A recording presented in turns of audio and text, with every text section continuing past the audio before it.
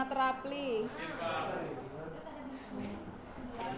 Aurora, Christine, Dea.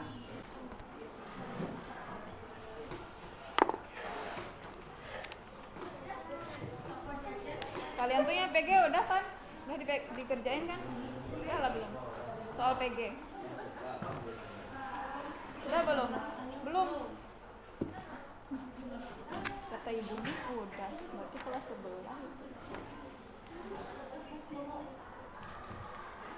Kemarin nggak usah sampai hitung-hitungan ya. Coba kita bahas yang bagian D lagi, yang metode perhitungan pendapatan nasional. Semua bukunya.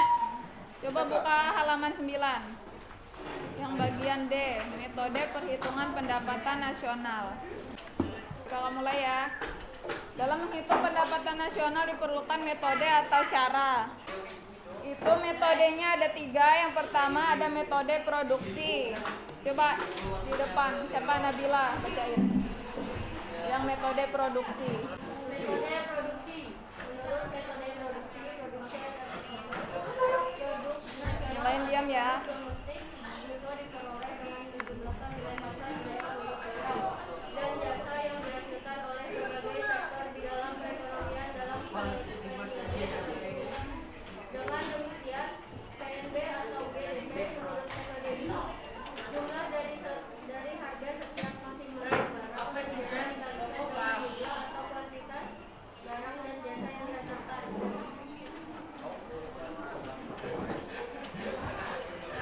Pendapatan nasional menurut metode produksi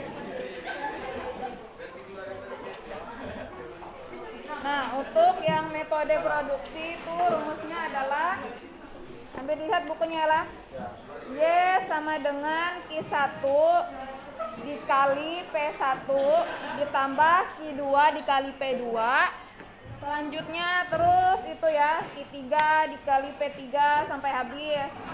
Nah, Y-nya itu melambangkan produk nasional atau produk domestik bruto atau GDP atau PNB. Sedangkan P-nya itu adalah price. Price itu harga barang dari unit ke-1 hingga unit terakhir. Dan untuk Q itu adalah kuantitas. Kuantitas itu adalah jumlah barang dari jenis yang satu sampai yang akhir. Jadi pendapatan nasional menurut metode produksi dihitung dengan cara menjumlahkan seluruh hasil produksi masyarakat dari seluruh lapangan usaha di dalam 1 tahun diukur dengan nilai uang. Nah, di situ ada beberapa komponen pembentuk pendapatan nasional menurut metode produksi. Ada apa aja tuh? Yang pertama ada pertanian. Contohnya apa?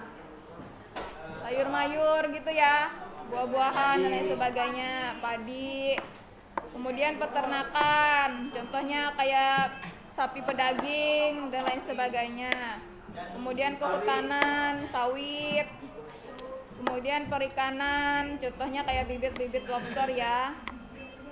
Selanjutnya itu ada pertambangan, ada penggalian, industri dan pengolahan, listrik, gas dan air minum, bangunan, perdagangan, hotel dan restoran, pengangkutan dan telekomunikasi. Telekomunikasi apa contohnya? Kayak jaringan biasa kalian pakai itu ya, Telkomsel, M3 dan sebagainya itu ya. Kemudian ada bank dan lembaga keuangan lainnya. Contoh bank daerah di sini apa? Ya. Kemudian itu bukan bank daerah, bank swasta.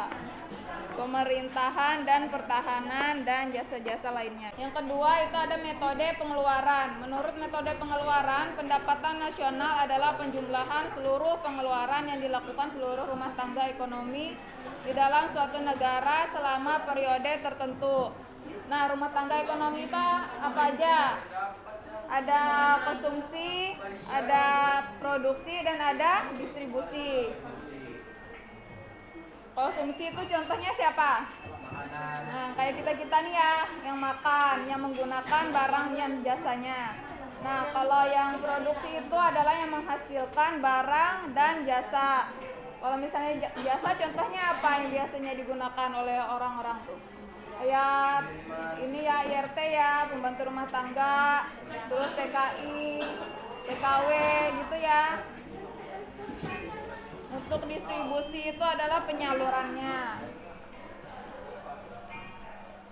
Kemudian komponen-komponen pendapatan nasional menurut metode pengeluaran terdiri atas 4 komponen. Yang pertama ada konsumsi, yaitu dilambangkan dengan huruf C di rumusnya itu ya. Coba dilihat rumusnya. Yang kedua ada investasi, dilambangkan dengan huruf I. Kemudian pengeluaran pemerintah atau government expenditure dilambangkan dengan huruf G. Kemudian ekspor dan impor, itu X-nya untuk ekspor, kemudian M-nya untuk impor. Kemudian metode yang terakhir itu ada metode pendapatan atau penerimaan. Coba Gilbert dibaca. Yang ketiga, metode pendapatan dan penerimaan. Baca sampai berikut. 3. Metode pendapatan atau penerimaan merupakan penjumlahan dari sewa, upah, bunga, bunga modal, dan laba yang diterima masyarakat pemilik faktor produksi selama 1 tahun yang dapat dirumuskan sebagai berikut. ya.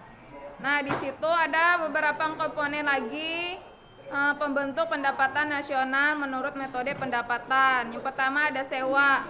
Sewa itu atau rent yang diterima pemilik faktor produksi alam.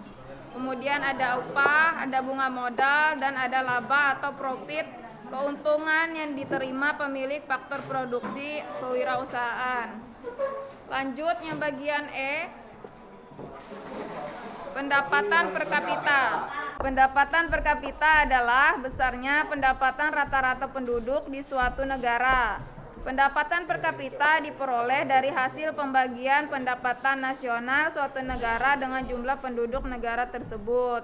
Nah, di situ ada hubungannya nggak pendapatan nasional dengan jumlah penduduk serta dengan pendapatan per kapita? Apa? Jawabannya ada apa enggak? Apa, Bu? Ada hubungannya nggak pendapatan nasional dengan jumlah penduduk dan pendapatan per kapita? Ada ya. Kenapa? Karena jumlah penduduk meningkatkan jumlah per kapita. Iya, kalau penduduknya kerja semua, kalau nganggur semua, nah, Ya itu, Bu. ya Pak. Iya, Pak. Ya itu kecerdasannya terang, Bu. Jawabannya pasti iya ya, sangat berhubungan karena pendapatan per kapita itu diperoleh dari pendapatan nasional pada tahun tertentu, kemudian dibagi jumlah penduduk suatu negara pada tahun tersebut. Lanjut yang halaman 12F, faktor yang mempengaruhi pendapatan nasional. Di situ ada berapa faktor? Ada 3 ya. Pertama apa? Permintaan dan penawaran agregat. Ya, permintaan agregat menunjukkan hubungan antara keseluruhan permintaan terhadap barang-barang dan jasa sesuai dengan tingkat harga. Jadi ketika harga barang itu turun, maka permintaan akan barang tersebut akan naik ya. Sebaliknya, kalau harganya naik, permintaan akan barang tersebut menurun karena penghasilan yang mereka punya itu kan tidak naik. Sedangkan harga barangnya naik, jadi mereka harus bisa membagi penghasilan untuk keperluan yang lain juga. Adapun penawaran agregat menunjukkan hubungan antara keseluruhan penawaran barang-barang dan jasa yang ditawarkan oleh perusahaan-perusahaan dengan tingkat harga tertentu. Nah, kalau penawaran beda lagi. Ketika harganya biasa-biasa aja turun gitu ya, mereka produksinya biasa-biasa aja, nggak banyak. Tapi ketika harganya itu langka, barangnya itu langka, otomatis harganya naik. Nah, mereka itu banyak memproduksinya biasanya. Contohnya kayak minyak goreng kemarin, bermunculan merek-merek minyak yang sebelumnya nggak ada ya. Dan belum tentu ada BPOM-nya, tapi karena orang emang perlu, orang ya beli-beli aja karena orang perlu untuk kebutuhan sehari-hari. Yang kedua itu faktor yang mempengaruhi pendapatan nasional adalah konsumsi dan tabungan. Nah, di situ ada lagi seperti kakak jelasin tadi, sesuai pendapatan mereka. Jadi kalau misalnya orang gajinya misalnya sehari ada yang 50.000, ada yang 100.000. Yang 50.000 misalnya cuma bisa beli 1 baju karena gajinya cuma segitu. Kalau misalnya yang gajinya 100 kan bisa dapat 2 tuh. Jadi pendapatan itu sangat mempengaruhi konsumsi mereka gitu ya. Kemudian kalau misalnya ada lebihan itu mereka tabung di bank untuk masa depan. Kemudian ada investasi atau secara lebih spesifik investasi domestik swasta bruto adalah belanja pada barang kapital baru dan tambahan untuk persediaan. Contohnya bangunan dan mesin baru yang dibeli perusahaan untuk menghasilkan barang dan jasa. Jadi itu investasi. Semakin banyak teknologi yang mereka miliki, maka akan meningkatkan hasil produksi mereka sehingga dapat menghasilkan banyak barang dan menguntungkan perusahaannya. Yang terakhir yang G itu ada distribusi pendapatan. Jadi pemerintah itu setiap tahunnya pasti ada dana untuk daerah-daerah. Contohnya untuk perbaikan jalan, untuk bantuan-bantuan untuk masyarakat yang tidak mampu. Itu kan banyak tuh dari program Pak Jokowi itu. Program PKH, kemudian banyak yang lainnya. Nah itu dia harus disebarkan di seluruh daerah di Indonesia supaya distribusinya itu merata dan rakyatnya sejahtera. Karena kalau misalnya tidak merata yaitu banyak pengangguran, terus banyak tingkat kemiskinan di daerahnya gitu ya. Oke, Kakak rasa pembahasannya udah cukup. Coba dibuka halaman 16, itu ada PG 1 sampai 20. Itu dijadikan PR aja ya, dikerjakan di rumah. Nanti hari Selasa masuk dikumpulkan. Misalnya jawabannya A, terus sama isinya gitu aja ya. Soalnya gak usah ditulis. Jadi minggu depan kita itu lanjut ke bab 2 ya.